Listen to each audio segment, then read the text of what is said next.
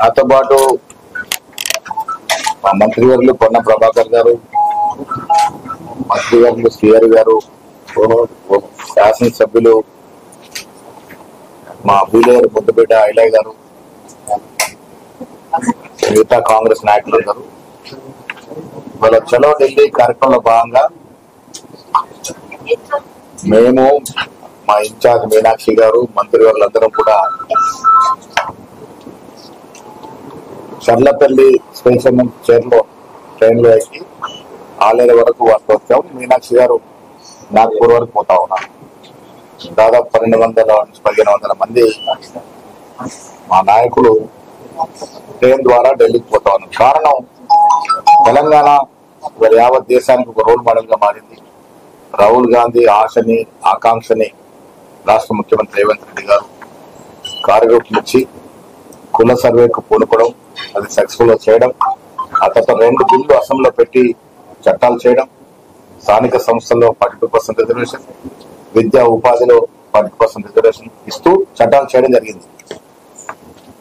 చట్టాలు చేసిన తర్వాత అమల్లోకి రావాలంటే 50% రిజర్వేషన్ మించకూడదని సుప్రీంకోర్టు సీలింగ్ ఉంది. కాబట్టి దానికి అధిగమించాలని కోరుతూ కేంద్ర ప్రభుత్వానికి గవర్నర్ ద్వారా పంపడం జరిగింది. కేంద్ర ప్రభుత్వంలో ఉన్నటువంటి బీజేపీ పార్టీ ఈ 50% క్యాప్ ని తొలగించడానికి మొఖాలెట్టేస్తా ఉంది. కారణం ముందు నుంచి కూడా బీజేపీ పార్టీకి బీసీల పట్ల ప్రేమ గాని ఆదరణ గాని లేవు. దాని కారణంగానే రామచంద్రరావు గారు, కిషన్ రెడ్డి గారు బాటంగా దీన్ని వ్యతిరేకిస్తా ఉన్నారు. నేను కిషన్ రెడ్డి గారిని అడుగుతా ఉన్నాను మీ ద్వారా, సికింద్రాబాద్ పార్లమెంట్ సభ్యులుగా బీసీ బిడ్డలు ఓట్లేదే గెలిచినారా, ఎస్సీ ఎస్టీలు ఓట్లేదే గెలిచినారా? మరి ఈ జాతుల పట్ల మీకు వివక్ష ఎందుకు? ముస్లిం నెపంతో ఇంత బహత్తరంగా తెలంగాణ ప్రభుత్వం తీసుకొచ్చిన చట్టాన్ని కాలరాయాలని ప్రయత్నం చేస్తా ఉన్నారు. ఇదే ముస్లింలకి ప్రధానమంత్రి మోడీ గారు రాష్ట్రమైనటువంటి గుజరాత్ లో వారు ముఖ్యమంత్రి ఉన్నప్పుడు బీసీ రిజర్వేషన్ ఇస్తూ దాంట్లో మైనార్టీ కూడా ఇచ్చారు. ఇది ఉత్తరప్రదేశ్ లో కూడా ఉంది, అక్కడ మీ ప్రభుత్వం ఉంది. పక్కన మీ సంకీర్ణ ప్రభుత్వం ఆంధ్రప్రదేశ్ లో ఉంది. తెలంగాణలో ఎందుకు కొట్టొస్తా ఉంది?